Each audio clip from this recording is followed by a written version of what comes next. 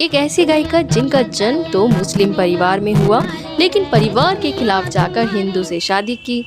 वहीं अपने दौर की हाईएस्ट पेड प्लेबैक सिंगर भी थी। वहीं आपको बता दें कि उनको अपने पहले गाने के लिए 12.5 रुपए मिले थे। जी हाँ, आज हम बात करेंगे शमशाद बेगम की। अपने अनोखे स्वर सौंदर्य से मंत्रमुग्ध करने वाली शमशाद बेगम हिंदुस्तान की सुनहरी पहचान है। हिंदुस्तानी सिनेमा में गीत संगीत का वजूद अपनी स्थापना से ही चल रहा है। जिस दौर में के.एल. सहगल, सुरैया, नूरजहां जैसी शख्सियतों ने हिंदी सिनेमा में गायकी के नए युगों की शुरुआत की, उसी दौर में अर्थात 40 के दशक में शमशाद बेगम ने पार्श्व गायन के क्षेत्र में अपनी आवाज़ का जादू इस तरह बिखेरा कि उसकी आवाज़ की खनक सिने जगत की पहचान बन गई। उनके गाए गीतों को सुनकर आज भी ये लगता है कि मानो कल की बात हो, जबकि उनके गीतों की उम्र 70 सालों से भी अधिक हो चुकी है। 14 अप्रैल 1919 को शमशाद बेगम का जन्म अविभाजित भारत के लाहौर शहर में हुआ था। घर परिवार में कोई गवैया नहीं था, परंतु आमतौर पर शादी विवाह तथा पर्व त्योहार पर गाने बजाने का रिवाज लगभग सभी घरों में था। बचपन से ही शमशाद इस तरह के गानों में बढ़ चढ़कर हिस्सा लेती थी। 5 वर्ष की उम्र में ही शमशाद अपने स्कूल और शहर में जाना पहचाना नाम बन गई थी। कक्षा में शमशाद जब गाना गाती थी तो कोरस के रूप में कक्षा की सभी लड़कियां उनका साथ देती थी। घर में माता पिता शमशाद को गाना गाने के लिए मना करते थे, किंतु उनके चाचा चाहते थे कि शमशाद अपने हुनर को आगे बढ़ाएं। चाचा एवं उनके दोस्त शमशाद को ग्रामोफोन कंपनी ले गए। संजोग से उस दिन प्रसिद्ध संगीतकार गुलाम हैदर उस कंपनी में थे। उन्होंने शमशाद बेगम को स्थाई गाने को कहा। शमशाद ने पूछा, ये स्थाई क्या होता है? शमशाद का प्रश्न सुनकर हैदर अचरज में पड़ गए। खैर, उन्होंने समझाया कि गाने की पहली पंक्ति को स्थाई कहते हैं। शमशाद ने गाना शुरू किया तो हैदर ने बीच में ही रोक दिया। शमशाद को लगा कि अब उन्हें दूसरा गाना गाने के लिए कहा जाएगा। हैदर ने वहां उपस्थित कर्मचारी से कहा कि शमशाद के साथ 12 गानों का एग्रीमेंट साइन कर लीजिए। शमशाद को यकीन नहीं हुआ कि उनकी मुराद इतनी जल्दी पूरी हो जाएगी।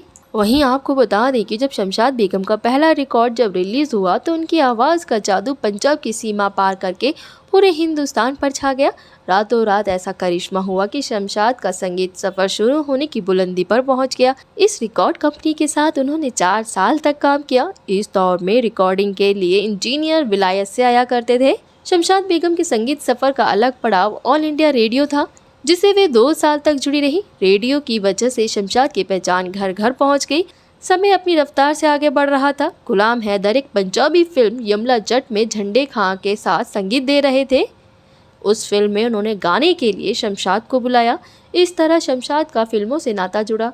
उनकी पहली पंजाबी फिल्म थी खजांची, जो 1941 में रिलीज़ हुई। इस फिल्म के सभी 9 गाने गाकर उन्होंने ऐसा समा बांधा कि आने वाले 2.5 दशक तक उनके गानों का जादू सर चढ़कर बोलता रहा, जिसका असर आज भी सुनने पर हो जाता है। शमशाद को लाहौर से मुंबई लाने का श्रेय निर्माता निर्देशक महबूब खां को जाता है। उन्होंने बहुत ही जद्दोजहद करके शमशाद के पिताजी को मना लिया था। इस तरह शमशाद का सफ़र मुंबई के लिए शुरू हुआ। मुंबई आने के बाद उनकी पहली फिल्म थी तकदीर, जो 1943 में रिलीज़ हुई थी।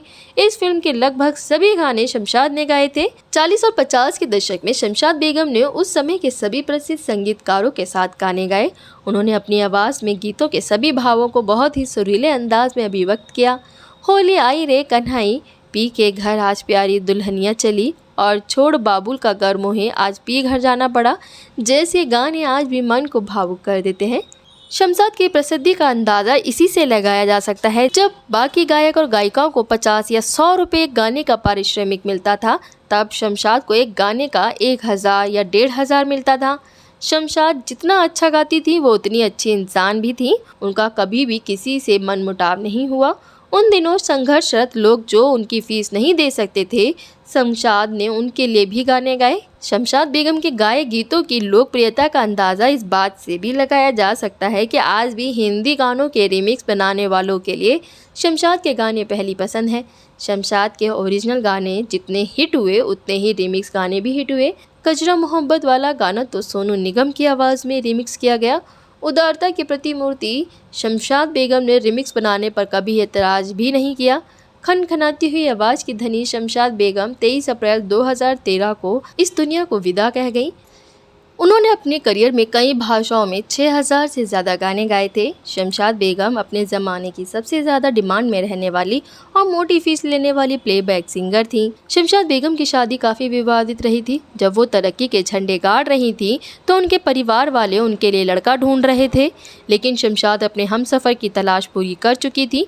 वो जिससे प्यार करती थी उसी से शादी करना चाहती थी। ये बात साल 1934 की है। उस समय देश में हिंदू मुस्लिम दंगे हो रहे थे। इसी साल शमशाद की मुलाकात गणपत लाल भट्टो से हुई। दोनों एक दूसरे को काफ़ी पसंद करते थे। दोनों के घर वाले इस शादी के खिलाफ थे, लेकिन उन्होंने परिवार के खिलाफ जाकर शादी कर ली। जिस वक्त शमशाद बेगम की शादी हुई थी तब वे सिर्फ 15 साल की थी। अपने करियर के शिखर पर शमशाद बेगम को तब झटका लगा जब उनके पति का निधन हुआ। रोड एक्सीडेंट में उनके पति की मौत हो गई थी। इतना बड़ा झटका वो बर्दाश्त नहीं कर पाई। धीरे धीरे उन्होंने गाना एकदम कम कर दिया था। वे अपनी गृहस्थी में ज़्यादा ध्यान लगाने लगी, लेकिन कुछ साल बाद उन्होंने सिंगिंग की दुनिया में वापसी की। पी के घर आज प्यारी दुल्हनिया चली से उन्होंने कमबैक किया था। इसी तरह की खबरों के लिए बने रहें हमारे साथ। चैनल को सब्सक्राइब करना ना भूलें। बुलंद भारत।